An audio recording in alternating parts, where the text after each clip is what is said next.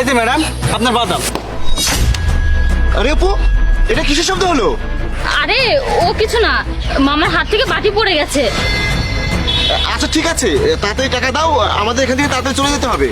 আচ্ছা দেখছি।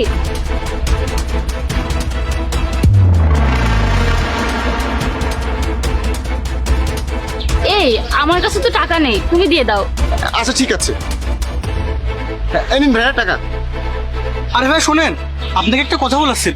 আরে আমি জানি তো তুমি কি বলবা, তুমি বলবা যে টাকা কম হয়েছে, আরো টাকা দেন। আরে এরকম কোনো কারণ না ভাইয়া, অন্য একটা কথা বলার ছিল। আরে অন্য কিসের কথা তোমার সাথে আমার? তুমি তোমার কাজ করো, আমাদেরকে যেতে দাও। আরে ভাইয়া শুনেন।